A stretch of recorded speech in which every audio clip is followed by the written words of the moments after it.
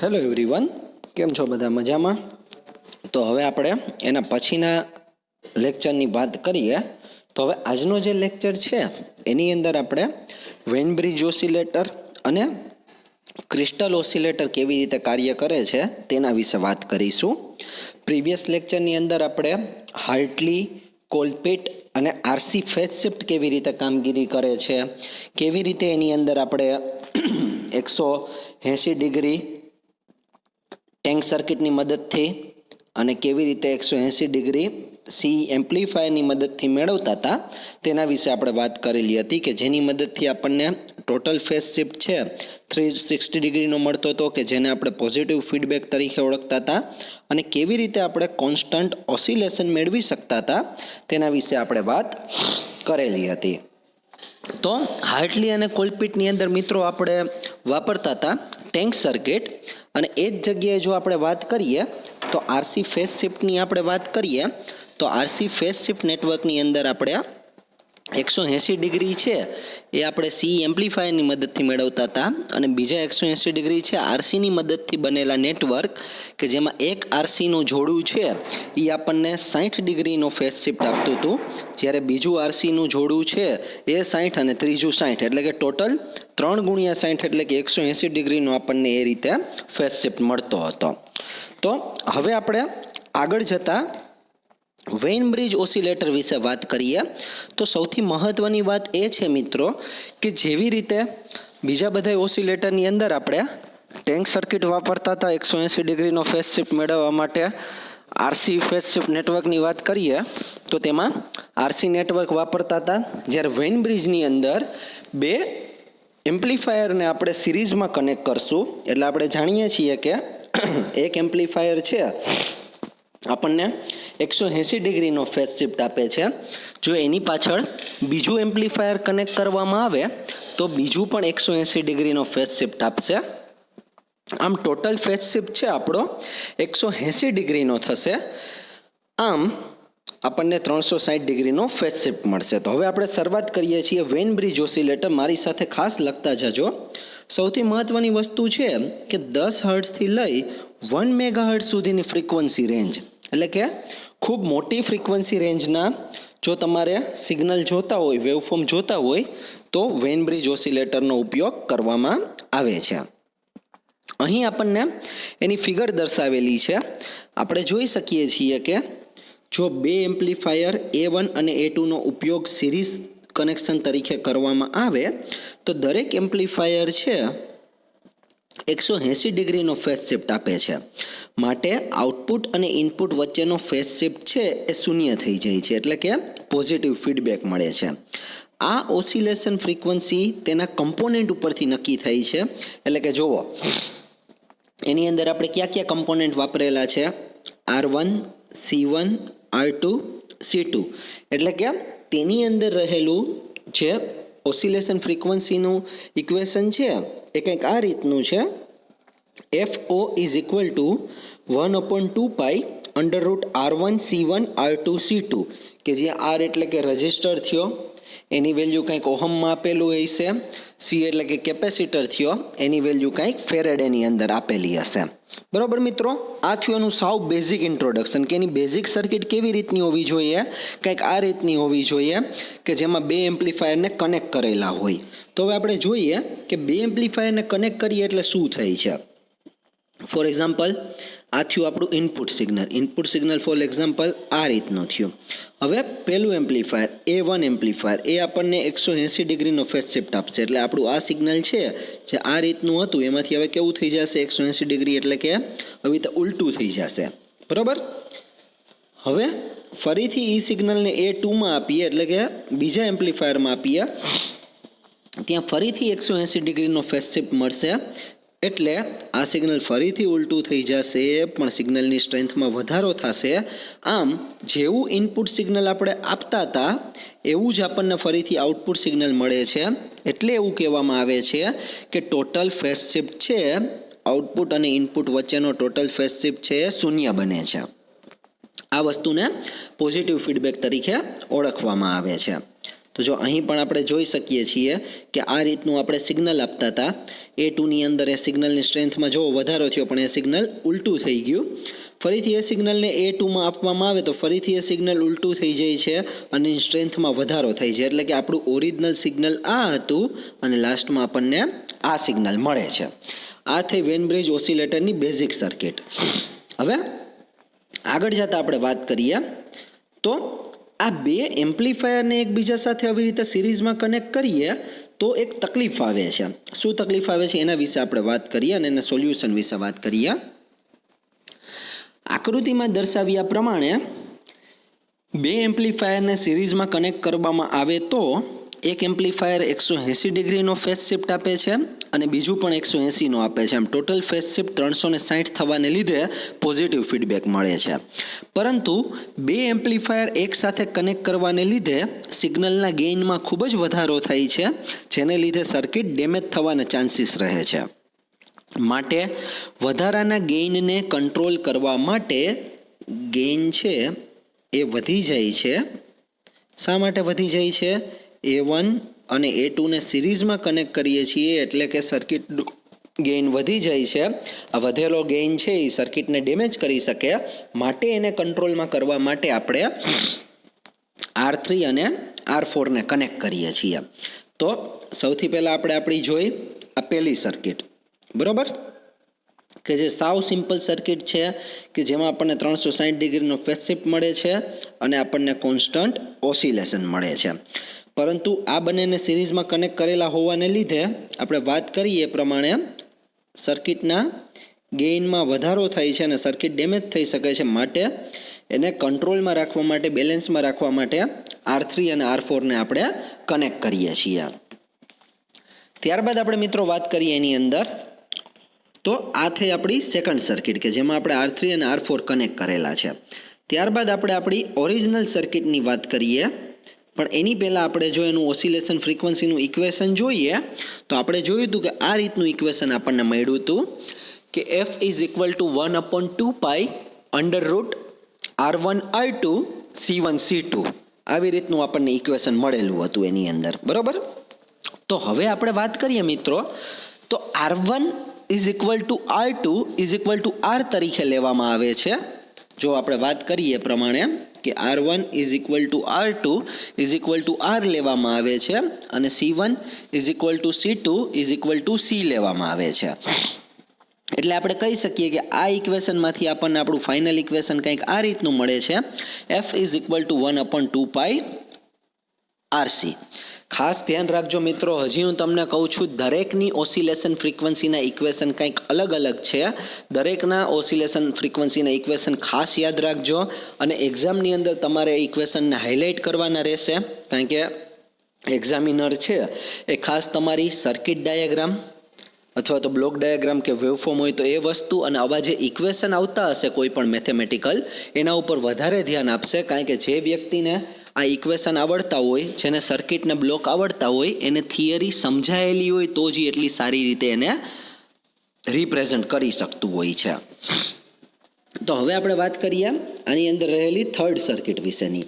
આ થઈ third circuit. તો થર્ડ સર્કિટ છે એ બીજું કાંઈ નથી. આપણે જો ધ્યાનથી જોઈએ તો એક આ થયું આપણું CE એમ્પ્લીફાયર અને આ થયું આપણું CE એમ્પ્લીફાયર, બરાબર. એટલે કે આને કહી શકીએ A1 અને આ છે A2. આ ઉપરની જે સર્કિટ છે મિત્રો, આ સર્કિટ એને જ આપણે પ્રોપરલી લખી છે. આપણે જાણીએ છીએ કે એમ્પ્લીફાયરની બેઝિક સર્કિટ કેવી રીતે છે. CE એમ્પ્લીફાયર આપણે જોયું કે આ રીતે હોય છે. આ હોય બેઝ, આ હોય કલેક્ટર, આ હોય એમીટર. આની સાથે કોઈક રજિસ્ટર કનેક્ટેડ હોય, આની સાથે આમ રજિસ્ટર હોય, એની સાથે આમ કેપેસિટર કનેક્ટ કરેલો હોય અને અહીંયા આપણે વોલ્ટેજ ડિવાઈડર બાયસ આવી રીતે R1 અને R2 કનેક્ટ કરેલો હોય. તમે એવું હોય તો જૂની સર્કિટ જોજો, CE એમ્પ્લીફાયરની સર્કિટ તમે જોશો એટલે તમને ખ્યાલ આવી જશે કે કોમન એમીટર એમ્પ્લીફાયરની સર્કિટ જ અહીં આપણે મૂકેલી છે. તો હવે આ બીજી સર્કિટમાંથી આપણે થર્ડ સર્કિટમાં આગળ વધીએ તો અહીં આપણે જોઈ શકીએ છીએ કે આ થયું આપણું A1 એમ્પ્લીફાયર, જે Q1 ટ્રાન્ઝિસ્ટરની મદદથી બનેલું છે અને Q2 ટ્રાન્ઝિસ્ટરની મદદથી બનેલું આ થયું આપણું A2 એમ્પ્લીફાયર. લખો એની અંદર હવે આ ત્રીજી સર્કિટ થઈ. આકૃતિમાં દર્શાવ્યા પ્રમાણે આઉટપુટમાં મળતું સિગ્નલ ફીડબેક તરીકે વેન બ્રિજ નેટવર્કમાં આપવામાં આવે છે. તો આપણે શું વાત કરી કે આકૃતિમાં દર્શાવ્યા પ્રમાણે આઉટપુટમાં મળતું સિગ્નલ છે એને ફીડબેક તરીકે વેન બ્રિજ નેટવર્કમાં આપવામાં આવે છે. જે આગળનું આ નેટવર્ક છે એને વેન બ્રિજ નેટવર્ક તરીકે ઓળખવામાં આવે છે. અહીં વધારાના ગેઇનને કંટ્રોલમાં રાખવામાં આવે છે.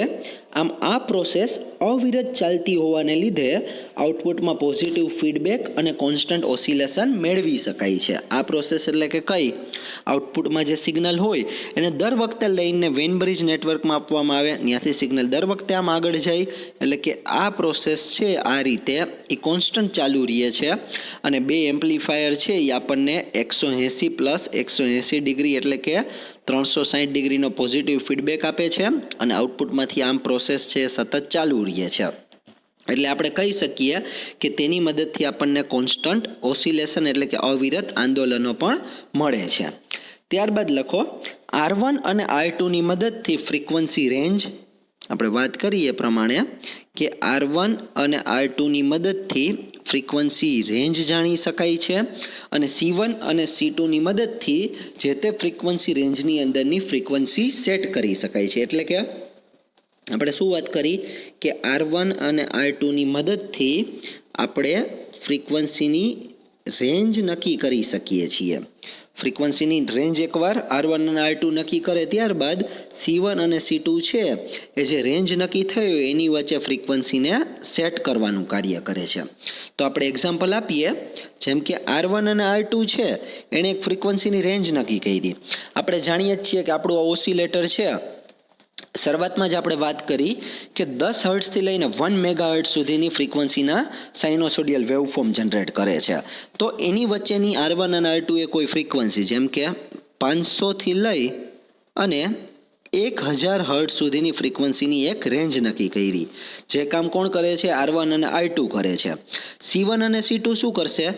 આ એકવાર રેન્જ નક્કી થયા બાદ એની વચ્ચેની કોઈ પણ ફ્રીક્વન્સી જેમ કે 750 હર્ટ્ઝ છે સિલેક્ટ કર્યા તો આપણને વેન બ્રિજ ઓસિલેટરની મદદથી 750 હર્ટ્ઝના સાઇનોસોડિયલ વેવફોર્મ મળશે.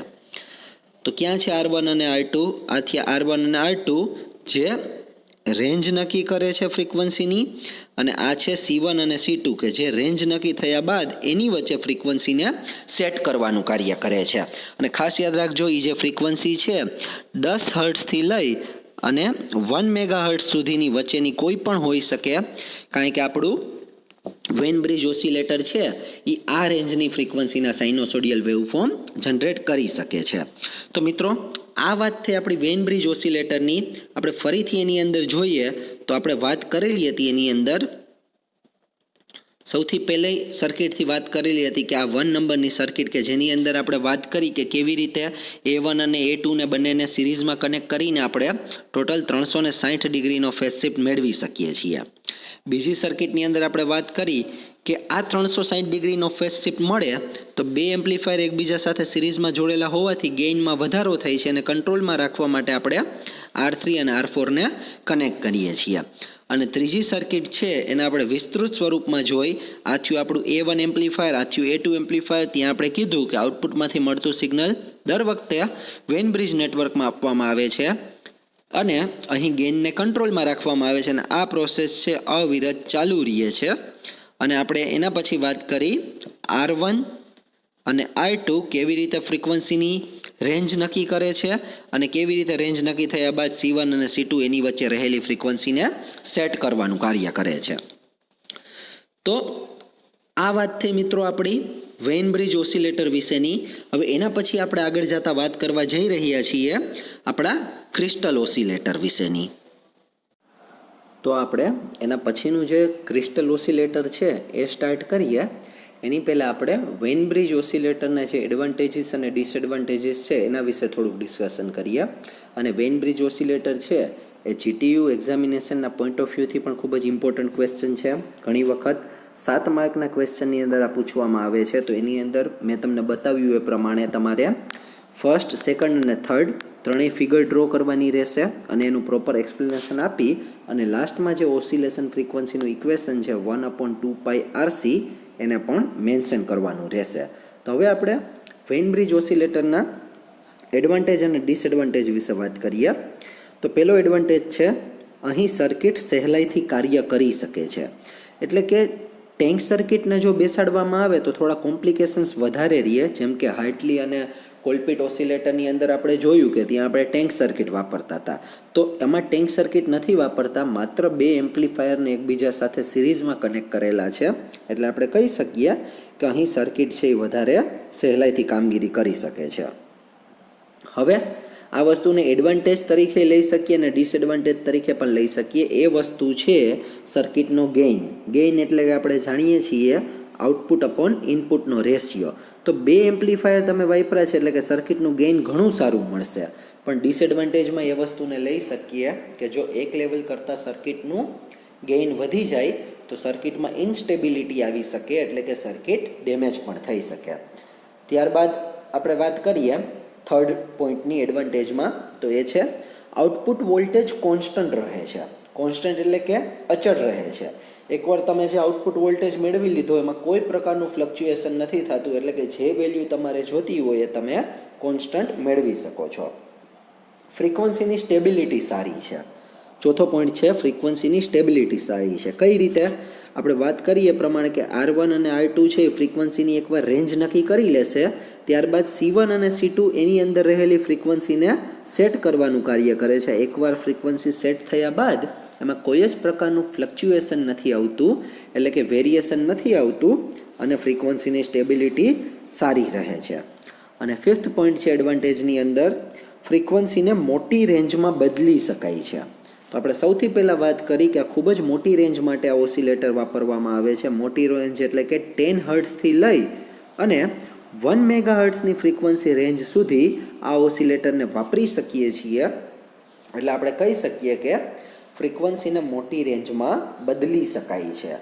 તો આ થયા મિત્રો એના એડવાન્ટેજીસ. હવે આપણે વાત કરીએ એના ડિસએડવાન્ટેજીસ વિશે.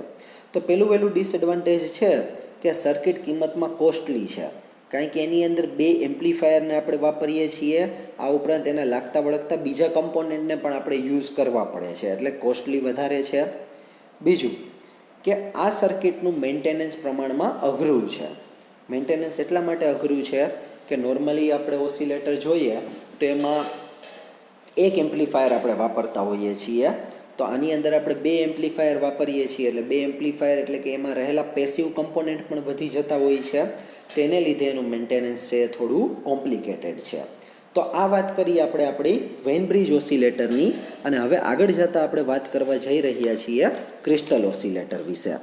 તો હવે આપણે વાત કરીએ ક્રિસ્ટલ ઓસિલેટર કેવી રીતે કામગીરી કરે છે તેના વિશેની. તો ફ્રેન્ડ્સ, ક્રિસ્ટલ ઓસિલેટર વિશે વાત કરતાં પહેલાં જેવી રીતે આપણે હાર્ટલી અને કોલપિટ ઓસિલેટરની વાત કરેલી, તો એની પહેલાં આપણે ટેન્ક સર્કિટ કેવી રીતે કામ કરે છે એટલે કે ટેન્ક સર્કિટના ફંડામેન્ટલ વિશે વાત કરેલી હતી. સિમિલરલી અહીં આપણે પહેલાં પીઝો ઇલેક્ટ્રિક ઇફેક્ટ શું છે ખાસ ધ્યાન રાખજો. આ ક્વેશ્ચન છે એ તમને 2 માર્કની ડેફિનેશનની અંદર પણ પૂછાઈ શકે છે. પીઝો ઇલેક્ટ્રિક ઇફેક્ટ તો લખો એની અંદર, ક્રિસ્ટલ ઓસિલેટર પીઝો ઇલેક્ટ્રિક ઇફેક્ટના પ્રિન્સિપલ ઉપર એટલે કે એના સિદ્ધાંત ઉપર કાર્ય કરે છે.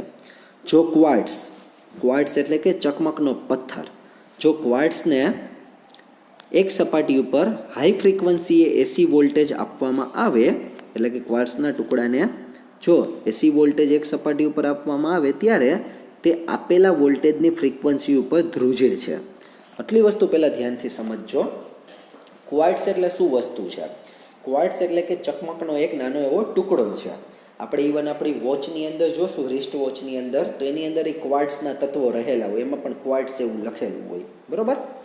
તો ક્વાર્ટ્સ કેવો એક વિશિષ્ટ ગુણધર્મ ધરાવે છે કે જ્યારે તેને એસી વોલ્ટેજ આપવામાં આવે ત્યારે જે તે વોલ્ટેજની ફ્રીક્વન્સી ઉપર વાઇબ્રેશન જનરેટ કરે છે, એટલે કે ધ્રુજારી ઉત્પન્ન કરે છે. આના કરતાં જો આપણે ઓપોઝિટ વાત કરીએ તો એક સપાટી ઉપર યાંત્રિક બળ એટલે કે મિકેનિકલ એનર્જી આપીને ધ્રુજારી ઉત્પન્ન કરવામાં આવે તો બીજી સપાટી ઉપર વોલ્ટેજ મેળવી શકાય છે. તો જો આ એક વાઇસ વર્સા વાત થઈ મિત્રો. ફરીથી કહું છું, પહેલી વસ્તુ આપણે એવી કીધી કે જો સપાટી ઉપર એસી વોલ્ટેજ આપવામાં આવે તો તે વોલ્ટેજની ફ્રીક્વન્સી ઉપર એમાં ધ્રુજારી થાય છે. અને બીજી વાત આપણે એવી કીધી કે જો યાંત્રિક બળ એટલે કે મિકેનિકલ ફોર્સ આપીને ધ્રુજારી ઉત્પન્ન કરવામાં આવે, મિકેનિકલ ફોર્સ એટલે કે યાંત્રિક બળ આપીને ધ્રુજારી ઉત્પન્ન કરવામાં આવે તો બીજી સપાટી ઉપર આપણે વોલ્ટેજ પ્રોડ્યુસ કરી શકીએ છીએ. એટલે કે આવો વાઇસ વર્સા એ કેરેક્ટરિસ્ટિક ગુણધર્મ ધરાવે છે. આ થયું પીઝો ઇલેક્ટ્રિક અસર. હવે આપણે વાત કરીએ ઇક્વિવેલન્ટ સર્કિટ ઓફ ક્રિસ્ટલ, એટલે કે ક્રિસ્ટલનો સમતુલ્ય પરિપથ જેને કહેવામાં આવે.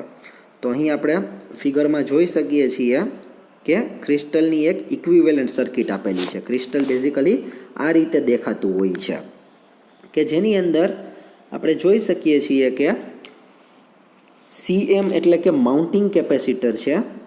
CMને માઉન્ટિંગ પ્લેટ કેપેસિટર તરીકે ઓળખવામાં આવે છે. એની સાથે સિરીઝમાં, એની સાથે પેરેલલમાં આપણે R, L અને C કમ્પોનેન્ટને કનેક્ટ કરેલા છે. કેટલા પ્રમાણમાં અને કેટલી ફ્રીક્વન્સીના ઓસિલેશન જનરેટ કરવા છે તેના આધારે ક્રિસ્ટલમાં રહેલા કમ્પોનેન્ટની વેલ્યુ જનરેટ કરવામાં આવે છે. ખાસ ધ્યાન આપજો, કેટલા પ્રમાણમાં અને કેટલી ફ્રીક્વન્સીના ઓસિલેશન એટલે કે દોલનો ઉત્પન્ન કરવા છે તેને આધારે આ બધા કમ્પોનેન્ટ જેવા કે CM એટલે કે માઉન્ટિંગ પ્લેટ કેપેસિટર, RLC વગેરેની વેલ્યુ નક્કી કરવામાં આવે છે. તો આપણને એક એક્ઝામ્પલ આપેલું છે કે સપોઝ કે 90 કિલોહર્ટ્ઝની ફ્રીક્વન્સી જો જનરેટ કરવી હોય તો લાગતા વળગતા કમ્પોનેન્ટની વેલ્યુ કંઈક નીચે મુજબ હોવી જોઈએ.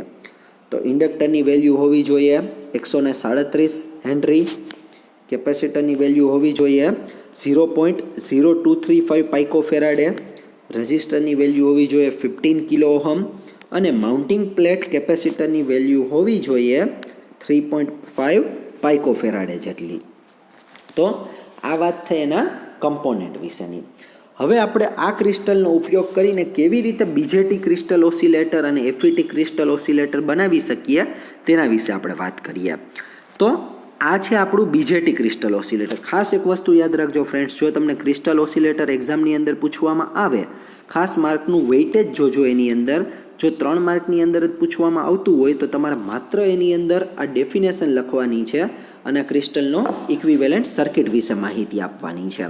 પણ જો 7 માર્ક્સની અંદર પૂછવામાં આવે તો તમારે piezo electric effect, equivalent circuit of crystal અને BJTની મદદથી અથવા FETની મદદથી બનેલા ક્રિસ્ટલ ઓસિલેટરને એની અંદર દર્શાવવું જરૂરી છે. તો અહીં આપણે વાત કરીએ BJT ક્રિસ્ટલ ઓસિલેટરની. આપણે જોઈ શકીએ છીએ કે આ થયું આપણું ક્રિસ્ટલ, એને આપણે અહીં કનેક્ટ કરેલું છે. તો શું આપણને કહેવા માગે છે આપણે જોઈએ. BJT એટલે કે બાયપોલાર જંકશન ટ્રાન્ઝિસ્ટર, આ આપણો NPN પ્રકારનો ટ્રાન્ઝિસ્ટર છે. આપણે કેના આધારે કહી શકીએ? આ કરંટની ડાયરેક્શનના આધારે કહી શકીએ. તો શું લખેલું છે કે BJTનો ઉપયોગ કરીને ક્રિસ્ટલ ઓસિલેટરનો પરિપથ દર્શાવેલો છે. અહીં NPN ટ્રાન્ઝિસ્ટરનો ઉપયોગ કરેલ છે. R1 અને R2 પ્રતિરોધકો વોલ્ટેજ ડિવાઇડર પ્રકારનો બાયસ આપે છે. આ થયું R1 અને R2 વોલ્ટેજ ડિવાઇડર પ્રકારનો બાયસ આપે છે. RFC એ રેડિયો ફ્રીક્વન્સી ચોક છે. જો આ જે RFC છે એનું પૂરું નામ છે રેડિયો ફ્રીક્વન્સી ચોક, જે હાઈ ફ્રીક્વન્સી ઉપર ઘણો રિએક્ટન્સ આપે છે. રિએક્ટન્સ એટલે કાંઈ નથી, એક પ્રકારનો રેઝિસ્ટન્સ જ છે કે જે હાઈ ફ્રીક્વન્સી ઉપર રેઝિસ્ટન્સ આપે છે. આથી હાઈ ફ્રીક્વન્સી વોલ્ટેજ પાવર સપ્લાયમાં જતો નથી, પરંતુ તે ટ્રાન્ઝિસ્ટરને DC સપ્લાય આપે છે. હવે જે હાઈ વોલ્ટેજ છે એ RFCમાંથી પસાર નથી થતો, પરંતુ ક્યાંથી પસાર થાય છે? પછી ટ્રાન્ઝિસ્ટરમાંથી પસાર થાય છે. ક્રિસ્ટલને આકૃતિમાં દર્શાવ્યા પ્રમાણે જોડવામાં આવે છે. આઉટપુટમાંથી સિગ્નલ લઈને કેપેસિટર C1 મારફત ફીડબેકને આપવામાં આવે છે. એટલે કે આ થઈ આઉટપુટ સાઈડ, અહીંયાથી સિગ્નલ લઈ કેપેસિટર C1 મારફત ફીડબેક સિગ્નલ તરીકે આપવામાં આવે છે. અને CC છે અહીં કપલિંગ કેપેસિટર છે એવું કહેવામાં આવે છે. તો મિત્રો આ વાત થઈ આપણી BJTની મદદથી બનેલા ક્રિસ્ટલ ઓસિલેટર વિશેની. હવે આપણે વાત કરીએ કેવી રીતે FETની મદદથી બનેલો ક્રિસ્ટલ ઓસિલેટર છે એનો આપણે ઉપયોગ કરી શકીએ છીએ. તો અહીં ફિગરની અંદર આપણે જોઈ શકીએ છીએ કે FETનો ઉપયોગ કરીને એક ઓસિલેટરનો પરિપથ દર્શાવેલો છે. આઉટપુટની એનર્જીના ભાગમાંથી ક્રિસ્ટલને એક્સાઇટ કરવામાં આવે છે. એટલે કે જો આ ક્રિસ્ટલ છે અને કેવી રીતે એક્સાઇટ એટલે કે એની હારે કામગીરી કરાવડાવવામાં આવે છે. આઉટપુટમાંથી આ સિગ્નલને લઈ અને અહીંયા આપવામાં આવે છે. એ સિગ્નલ ક્રિસ્ટલને મળતા ક્રિસ્ટલ અહીં એનર્જાઇઝ થાય છે. હવે કપલિંગ કેપેસિટર CC2ની મદદથી ડ્રેઇન છેડામાંથી આઉટપુટ લેવામાં આવે છે. આ થયો ડ્રેઇન છેડો. જો ખાસ ધ્યાન રાખજો, અહીં જે G આપેલું છે, G એટલે છે ગેટ, પછી S આપેલું છે, S એટલે કે છે સોર્સ, અને છેલ્લે આપેલું છે ડીને ડ્રેઇન તરીકે ઓળખવામાં આવે. આ FETના કમ્પોનેન્ટ છે. FETનું પૂરું નામ છે ફિલ્ડ ઇફેક્ટ ટ્રાન્ઝિસ્ટર. એ આપણે આના પછીના યુનિટમાં ભણીશું. ટ્રાન્ઝિસ્ટર કરતાં અલગ પડે છે. ટ્રાન્ઝિસ્ટરના જે રીતે ટર્મિનલ બેઝ, એમીટર અને કલેક્ટર હોય છે, એવી રીતે આના ટર્મિનલ ડ્રેઇન, ગેટ અને સોર્સ હોય છે. તો આપણે શું વાત કરી કે CC2 મારફત ડ્રેઇન છેડામાંથી આઉટપુટ લેવામાં આવે છે. આ થયું આઉટપુટ. RG એ બાયસ માટે રાખેલ પ્રતિરોધ છે. RG એટલે કે ગેટ રજિસ્ટર. R એટલે રજિસ્ટર, G એટલે ગેટ. RFC એ રેડિયો ફ્રીક્વન્સી ચોક છે, જે હાઈ ફ્રીક્વન્સી માટે ઘણો બધો રિએક્ટન્સ આપે છે. અને આપણે આની પહેલાં એ જ વાત કરેલી હતી, પરંતુ DC માટે ઘણો ઓછો પ્રતિરોધ આપે છે. આથી હાઈ ફ્રીક્વન્સીવાળું સિગ્નલ સપ્લાયમાં નથી જતું, પરંતુ તેનો સપ્લાય FETને મળે છે. તો આટલી વસ્તુ તમારે લખવાની રહીએ FETની મદદથી બનેલા ક્રિસ્ટલ ઓસિલેટરની અંદર. તો આપણે ફરીથી વાત કરીએ તો ક્રિસ્ટલ ઓસિલેટરની અંદર આપણે સૌથી પહેલાં પીઝો ઇલેક્ટ્રિક અસર કોને કહેવામાં આવે, ડેફિનેશન એના વિશે વાત કરી. ક્રિસ્ટલનો સમતુલ્ય એટલે કે ઇક્વિવેલન્ટ પરિપથ આપણે જોયો. આ થયું આપણું ક્રિસ્ટલ. એને કેવી રીતે આપણે BJTની અંદર ઉપયોગમાં લઈ શકીએ છીએ અને કેવી રીતે આપણે એને FETની અંદર ઉપયોગમાં લઈ શકીએ છીએ, તેના વિશે આપણે અહીં વાત કરી. તો મિત્રો, આજના લેક્ચરની અંદર આપણે વાત કરીએ તો વેઇન બ્રિજ ઓસિલેટર કેવી રીતે કામગીરી કરે છે અને ક્રિસ્ટલ ઓસિલેટર કેવી રીતે કામગીરી કરે છે, તેના વિશે આપણે વાત કરી. અને જો આ યુનિટની આપણે વાત કરીએ તો આની અંદર ઓસિલેટર કોને કહેવાય, એટલે કે ઓસિલેટરનું ઇન્ટ્રોડક્શન, ત્યારબાદ ઓસિલેટરના ટાઈપ વિશેની અંદર વાત કરેલી હતી. એના પછી ડેમ્પ્ડ ઓસિલેશન કોને કહેવામાં આવે, અનડેમ્પ્ડ ઓસિલેશન કોને કહેવામાં આવે, તેના વિશે વાત કરેલી હતી. ટેન્ક સર્કિટનું બેઝિક કોને કહેવાય, તેના વિશે વાત કરેલી હતી. એના પછી આપણે હાર્ટલી અને કોલપિટ, આ ઉપરાંત RC ફેઝ શિફ્ટ કેવી રીતે કામગીરી કરે છે, અને આજના લેક્ચરની અંદર આપણે વેઇન બ્રિજ અને ક્રિસ્ટલ ઓસિલેટર કેવી રીતે કામગીરી કરે છે, તેના વિશે આપણે ડિટેલમાં વાતચીત કરી. તો મારો આજનો જે તમારા માટેનો ક્વેશ્ચન છે એ છે કે A1 અને A2 બંને એમ્પ્લીફાયરને સિરીઝમાં વેઇન બ્રિજની અંદર કનેક્ટ કરવામાં આવે તો કઈ મુશ્કેલી થઈ શકે છે, વિચ ફોલ્ટ, મુશ્કેલી અથવા તો કઈ ટ્રબલ એની અંદર આવી શકે છે, જનરેટ થઈ છે, અને એનું સમાધાન લાવવા માટે, એના સોલ્યુશન માટે આપણે સર્કિટમાં કઈ રીતના ફેરફાર કરીએ છીએ. એ થયો તમારો આજના લેક્ચર માટેનો ક્વેશ્ચન. તો અહીં આપણે આપણું ચેપ્ટર ઓસિલેટર એટલે કે basics of oscillator with types એ આપણે અહીં પૂરું કરીએ છીએ. આવનારા લેક્ચરની અંદર આપણે ડિટેલની અંદર different type of semiconductor, special purpose semiconductor diode અને રેગ્યુલેટર કેવી રીતે કામગીરી કરે છે, તેના વિશે વાત કરીશું. Thank you friends.